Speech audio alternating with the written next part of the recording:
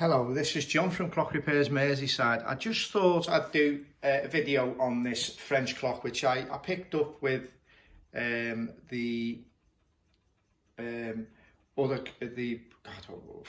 gone completely out of my mind, the name. The previous video I'd done, Vulamy, yeah, that's it. I was questioning whether the clock was a Vulamy, which, you know, I'm pretty, you know, I'm 99% certain it's not really. It's just it's been, you know, someone's put it together and then stamped that on the thing. Although there are a lot of things that are Vulamy on it, so, you know, I suppose you never know, but I don't think so. Anyway, there is that clock. Maybe some of you people out there can have a look at that for us, that video for us, and you know, chime in with your opinion. It would really be helpful. I'm sort of, I see things on it and it seems to be Vulamy. I then look again and I think, no, they wouldn't make a spelling mistake. Not a maker like that, no way. But anyway, getting back to this clock. This is a circa sort of 1900. It's got actually 1900 stamped on the movement, and it's made by Samuel Marty, a French maker. Very many of the French makers, you've got obviously Japy Ferrers, you've got Vincetti, you've got various makers round similar times. All the clocks they're making, pretty similar design. Really nice movements, I think. I mean, really decent quality. There's no real problems with them. I couldn't say any of them are particularly bad. They're not, being honest with you. We've worked on them all, and you know, they are really nice. Really good results you get. This is a French clock, and it's tortoise shell, and it has brass inlay, and you know, obviously the case is scribed out, and they've inlaid, you know, brass. If I can just, you know, focus it a bit for you. So they've inlaid brass in this area, pretty much all over this clock, which makes it really nice.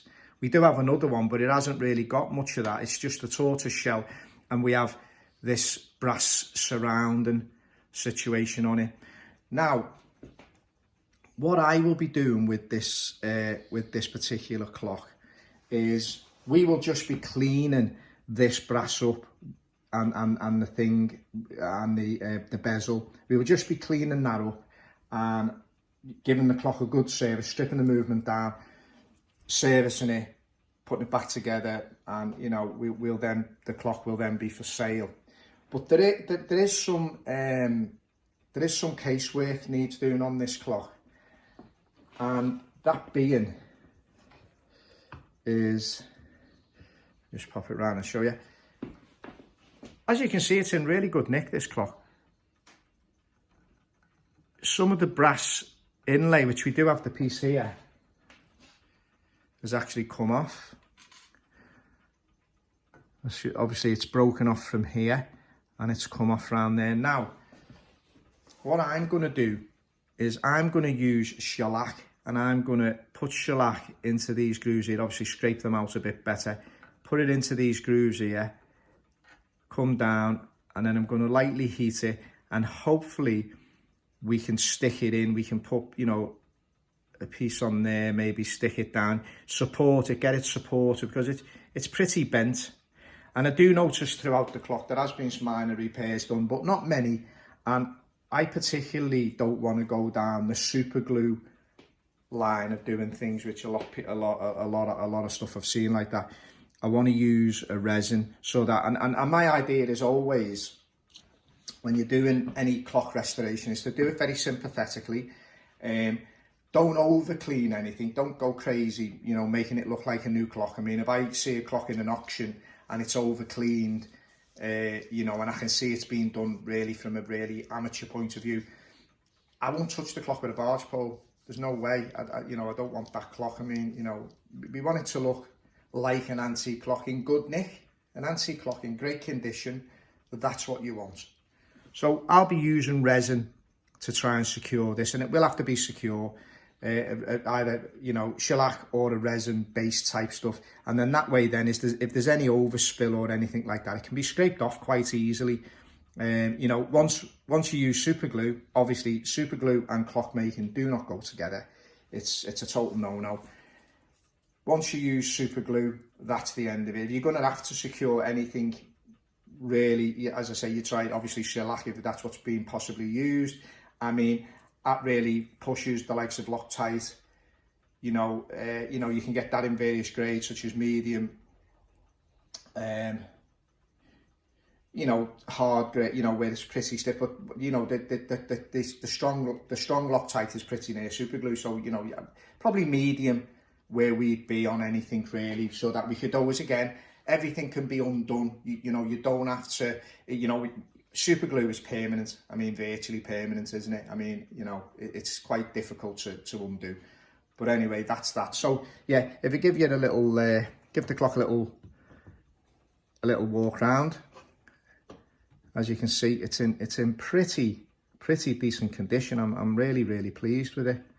It actually came with the Vulamy, or the fake Vulamy rather, and you know, fairly decent. It's got its pendulum, although I don't know whether the pendulum's original because the numbers don't exactly match. They're relatively close, but they don't exactly match. Anyway, if you look at the insides of the clock, you can actually see it's waggling away. The movement still needs servicing. It does strike. I mean, it's working pretty well. There's no. I mean, I haven't tested it for time or nothing. It's working pretty well. But obviously, you know, it's probably hasn't been serviced for ages. And if you look at the hammer, you can see there's mold. So obviously, there's evidence there's been some kind of damp. But anyway, getting back to it. So I want to show you something with a French clock, which might be useful to some people. Although I do think that some of the clock makers who are watching this will know this already. If you noticed the dial, as you can see, it moves. Yeah, you know, you can move that. At this moment, you can move that. Now, when you set a French clock up and you put it on your level surface and you're going to set it up, moving that is the way you're going to get it in beat, if you know what I'm saying. So if you put your now remember a French clock, it only has a short swing. It you know, the pen's got, you know, the amplitude, it's only short swing either side. It's not like a grandfather clock where if you had a shallow swing like that, you'd be probably looking to reface the pallets on the escapement. On the pallets, you'd be looking to, you know, to redo that. But on this particular type of clock, French clocks, it usually is very shallow. It's not, you know, it's not a big swing, so you know, it doesn't take much. Now, when you want to set one of these clocks up, as you can see, if you can see that, I'll just try and get you in a bit closer, so you can actually see your crutch is waggling away. Now,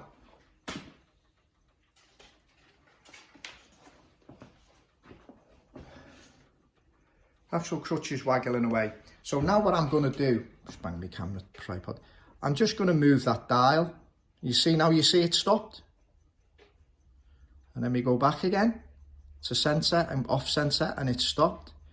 And we go back again. Now, that's pretty much how you're going to get a French clock in beat. But obviously what you do is you know, you'd sort of, you know, listen to it as well. Now again, the tick is very low on a French clock, so you know, that's another thing. But if you sort of get it to that point, pop your pendulum on, and then if you notice here where I'm putting, there's a screw, and there's one in the other side as well. Now the idea should be is you tighten that screw up so that your dial now is pretty steady. It doesn't move about.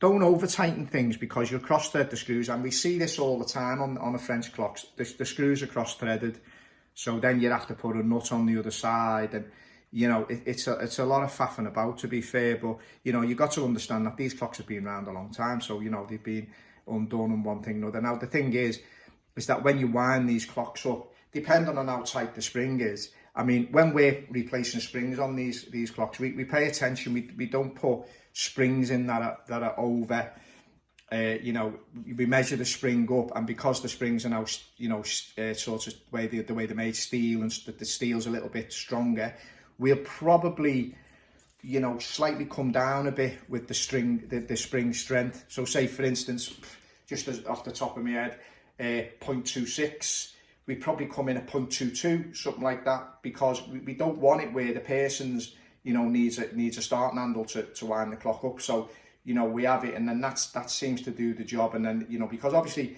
if you're winding this clock up, what's going to happen is you're going to move it. You're going to move the dial probably. So, you know, you're going to have to go through this. So it's always, when we do repairs on anything like this clock, we'll sort of, well, every clock we get in, when the customer comes to see us, I mean, a lot of our customers will testify to all this. And this is another reason I'm putting these videos out, because then I can also, you know, speak to them, tell them what I'm doing on this video now, and you know, explain that to them. And then they take the clock away, then I can, obviously if they ring back, which very often they don't, to be honest with you, they walk away from the workshops and they're quite happy, they're quite competent then in actually setting clocks up, even grandfather clocks and you know, and many other types of clocks. I mean, we very rarely get people calling us back. But obviously I want to build my video library up, should we say, on YouTube, so that then I can refer our customers to that as well. And obviously that helps us getting likes and one thing and another. I mean, it all helps. But yeah, so that's how you'd sort of set a French clock in beat. And then obviously you go through your normal things like listening to the tick-tock, is it even? But all your adjustments is on that front. You know, it's on your dial, moving your dial from one way to another. And as I say, it's very short, so it's only minor, only very minor. And obviously, you know, then tightening them screws up. And then obviously when you wind it up, I mean, you know, hopefully you won't move it, but, you know, and obviously when you wind it up, keep hold of your dial and wind it that way. Yeah, so that's pretty much that. But as I was saying, very, very sympathetic on this clock. It will be getting very sympathetic work done on this clock. Now, let's just take our focus out again. What I'm now going to do, I'm going to show you how the movement comes out on this type of clock. And it's pretty basic, pretty simple really. And I'll show you the movement itself. We have, obviously, the two screws we were just talking about on the clock. So you don't do them two screws, probably not the best screwdriver to do it with, by the way, but anyway. So, two screws on the clock. Now they're obviously attached to the side of the case, you know, very quite crude the way it's done. It's only done with, you know, like curtain hoops, you know, like, you know, eyes, you know, curtain eyes type of thing, or that type of thing. They're not, you know, they're not anything special. Just gonna try and, as I say, certainly not the best screwdriver for doing this, to be honest, but we'll get there.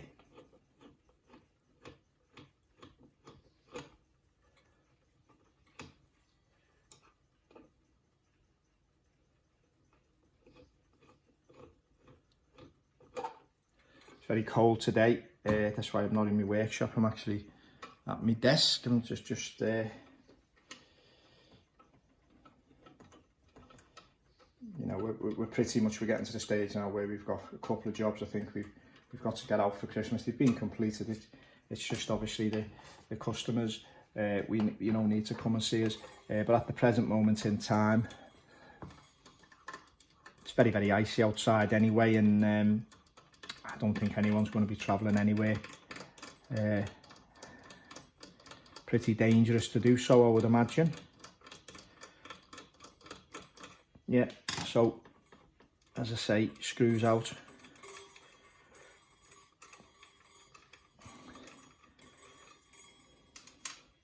And all being well, our movement should pop out.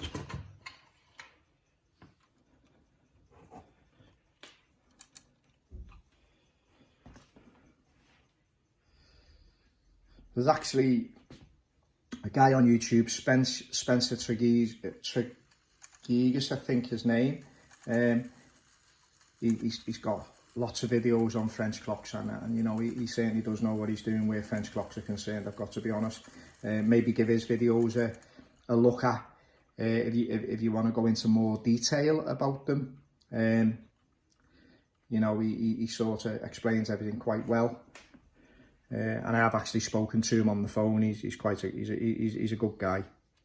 You know, give him a call. I mean, I can see there we've got, which looks like a slight crack in the cylinder. We'll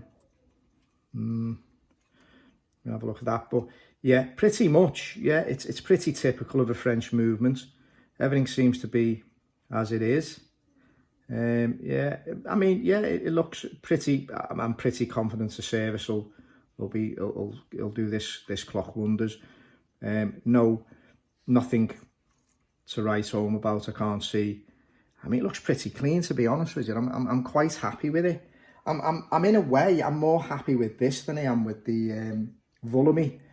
But I've got to be honest, I didn't buy the Vulamy with the idea of it being a Vulamy, to be fair. I mean, as soon as I seen the spelling mistake, I thought, no, I'm not gonna go too high for this. I'm just gonna buy it as a, you know, an early bracket clock, and that's exactly what I've done. So I probably made a good move on that one. Again, as I say, there's nothing special to write home about. It's very clean, this clock, I've got to be honest. It's a lovely clock. I mean, you know, yeah, it looks like it's been well cared for. It doesn't look bad at all. Well, yeah, that's your typical French clock. All this work comes off with, you know, it's pinned on. It's pinned on. And again, you know, everything, you know, you've just got to be very, where restoration's concerned, you've just got to be really, you know, just careful when you're doing it. I mean, you know, don't sort of, you know, you've just got to be careful, you know what you're doing, think about it. When you're looking at it, give it a thought. I mean, obviously, I'm saying to myself, you know, the easy way, obviously, definitely what happens a lot, because we've seen it, is people think, great, because it's quite difficult to hold that there. When you're gluing it, to glue it with glue, because you've got to wait for the glue to off. So obviously your move would be, well, not our move, but people will think, oh, you know what, super glue dries within seconds, so I'll use super glue. Well,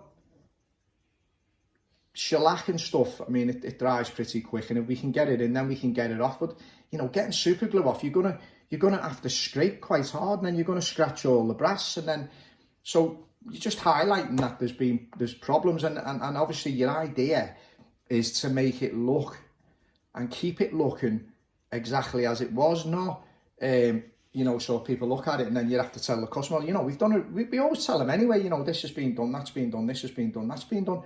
But, you know, and sometimes we give customers paperwork with stuff that we've done and photographs of how it's been done as well, because obviously that's a good thing. And I think I'm going to sort of move towards doing videos and stuff. And again, I'm thinking moving towards my YouTube channel. I mean, clocks we're going to sell. We're not in a position just yet to sell clocks, although I do have quite a few in stock, to be straight.